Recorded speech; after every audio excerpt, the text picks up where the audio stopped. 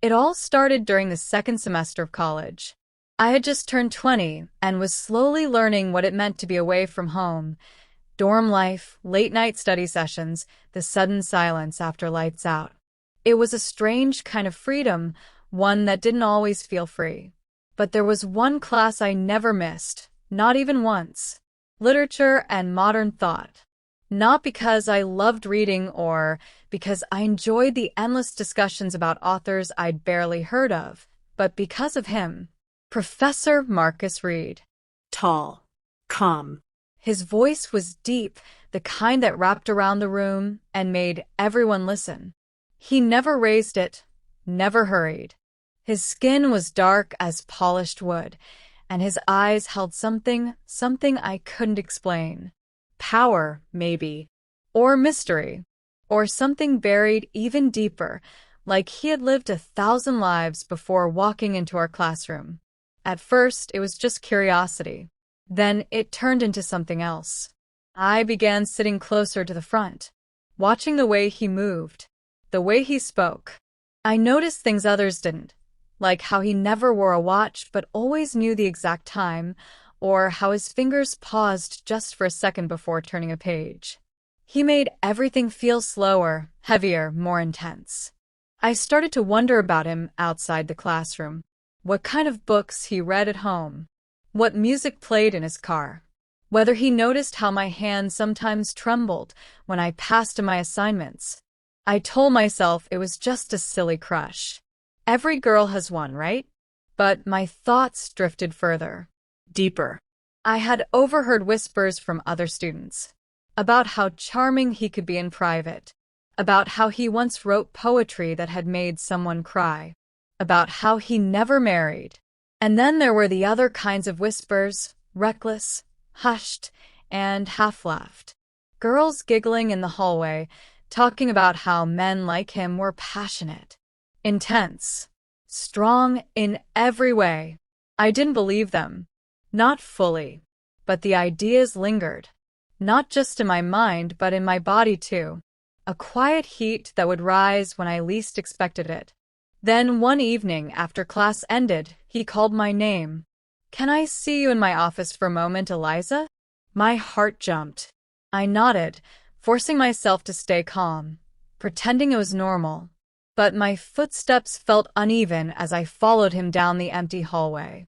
The college was quiet, most students already gone.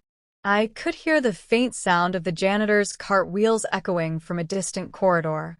His office was small, filled with shelves of books and the soft scent of old paper. There was a soft ticking from the clock above his desk. One yellow lamp lit the space.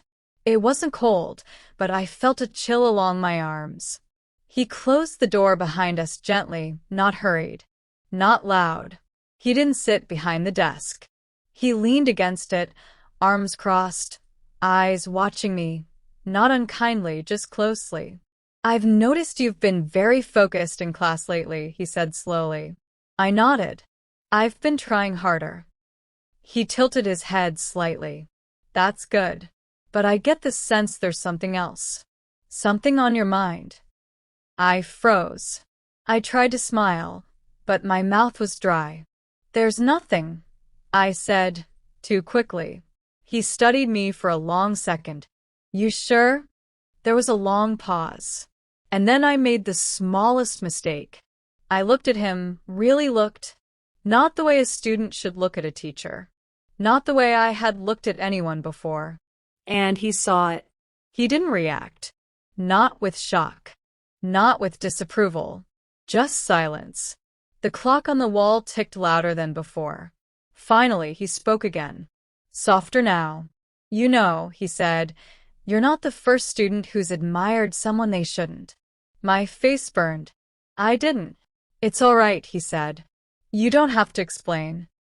I didn't know where to look. I wanted to turn around and leave, but my legs wouldn't move.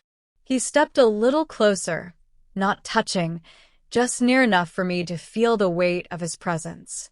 "Eliza," he said, "you know what you're feeling?" I looked up slowly. I think so. "Have you ever talked to anyone about it?" No. He gave a slow nod and then sat down in the chair across from me. Then talk to me now. I hesitated. My hands were cold, clasped together in my lap. The room felt still, but there was a current under it, like something unspoken floating just below the surface. He didn't pressure me. He waited, like someone who understood patience better than anyone I'd ever met. So I talked. Not all at once. Not loudly. Just a little at first. We talked about loneliness, about how growing up had felt like climbing a ladder with no end. I told him about my fears, about how I sometimes felt invisible in a world that kept moving faster than I could understand. I told him about the long nights when the lights went out in the dorm, and all I had was the buzzing in my ears and the weight of everything I hadn't said to anyone. I told him about feeling out of place, not just at school, but everywhere. He listened. Really listened. Sometimes he nodded. Sometimes his gaze softened. Sometimes he asked quiet questions that made me look deeper into myself. I don't remember everything I said, only that I said more than I had ever said to anyone. And I remember how he kept the space safe. How he never touched me. How he never used my feelings against me. At one point, I paused, looking at the spine of a book on the shelf. He followed my gaze. "That one's my favorite," he said quietly. "What is it?" "Baldwin," he said. "He writes about longing in ways most people are afraid to admit." There was something about that moment. Something about being seen without being judged. It was only when the sky outside turned completely dark that I realized how late it had gotten. He stood and walked to the door. For a second, I thought he might say more, or ask something I wasn't sure how to answer. But instead, he said, "Thank you for being honest." I nodded. My heart was heavy, full of things I hadn't known were even inside me. "Get home safe," he added, opening the door for me. As I walked down the hallway, my chest still tight, I knew something had changed, not just in how I saw him, but in how I saw myself. My feelings were real, messy, confusing, but they didn't have to control me. I wasn't just a girl lost in a fantasy. I was someone finding her way through her own story, one chapter at a time. That night, as I lay in bed with the window open and the cool air brushing against my cheek, I thought about him. Not just the man, but the moment. The restraint.